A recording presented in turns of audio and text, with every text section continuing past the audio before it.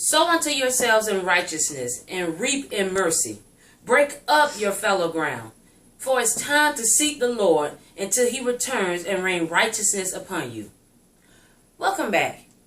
I'm Carissa, and this is Carissa's Confirming Corner. And today we're going to talk about what type of ground are you? Now, I know we heard of the seed parable, but I want to break it down for you. Now, when the sower sows a seed, you're going to be one of four grounds. You could have a hard heart, and when someone sows a seed, it falls to the wayside. And then the enemy is there to pick it up, what you've just heard, because you do not have understanding. Or you could be stony ground, where your heart is semi-hard and you kind of broke it up a little, and some of the seeds are able to fall through the crack, and you're joyful when you hear it and it grows. But however, the minute you have a trial and tribulation, the seed dies and it becomes uprooted and withers off. Or you could be a thorny ground, where your heart is not hardened, the soil is visible, but you have so much trial and tribulations that when the seed is sown, the thorns choke out what you've heard, because maybe you have yet to see it manifest. So therefore you have doubt and you lack faith. Or four, you could be good ground, that when the seed is sown, it sets root and it grows and produces fruit, some 30, some 60, some 100-fold. Today I ask you, what type of ground are you? Often we want God to do all the work. We want him to till the ground, to break it up, to sow the seed, to water it, and increase it. Thinking we have nothing to do on our own part.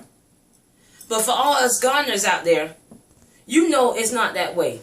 It's going to take work on your part in order to see a harvest. Because your ground will be fertile for one thing or the other. It's either going to be fertile for God or it's going to be fertile for sin. Is your ground fertile for only hearing things that's going to bring forth you wealth? Is your ground fertile only for hearing things that's going to bring love in your life or concern your family? Or is your ground fertile for sin? Now, we're born into sin and have a sinful nature. So our ground came prepared to be fertile for sin. Just like weeds. You don't have to plant weeds. They're there. They're going to grow regardless. Your job is to keep them from growing. Now, just like a weed, sin is very tricky. We think that we can take care of sin just by plucking it up. Now, for all those who know how to work in the garden, if you just pluck up a weed, if you still have those roots in the ground, that weed will come back. We got to stop just worrying about the surface and be willing to dig deep to uproot all that rooted sin that's been there for years. But a lot of us are scared to go to digging. Because when God have you digging to uproot your sin, you have to be faced with all those things that you covered up. And sometimes that's hurtful. And it's not comfortable. But you have to dig. You have to dig deep and dig out that sin. Dig up that root. Now, once you dig up the sin, dig up the root, that weed is gone, but that don't stop other weeds from coming.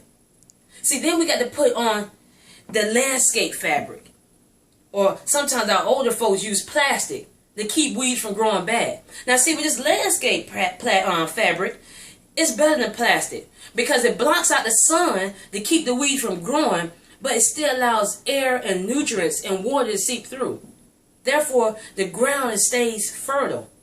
And then you can poke holes to allow what you want to grow. Now, see, our landscape fabric is the blood of Christ. Now, Jesus died for our sins and he covered us in the blood. And we allow what to grow through his covering. Now, we can allow fruit trees to grow through, or we can allow weeds to grow through. What are you poking holes in to allow to grow through? We must be mindful of that. And make sure that we keep the weeds and the sin at a minimal. Matter of fact, I know it's impossible to be without sin, because God said no one's without sin. But we can control it. Because at the minute that we see it, we can go into the blood and go to Christ and say, God, please remove this thing that's not of you. Daily, we must die. Daily, we must ask. You can't just do it one time and think it's enough. Today, I challenge you to question, what type of ground are you? And what are you allowing to grow in the harvest of your heart, into the soil of your heart? Control what you sow and what's been sown. Be willing to do the work. For at the end, You will be the determination of what you reap. I pray this was a blessing to you. Please click subscribe below and tell someone.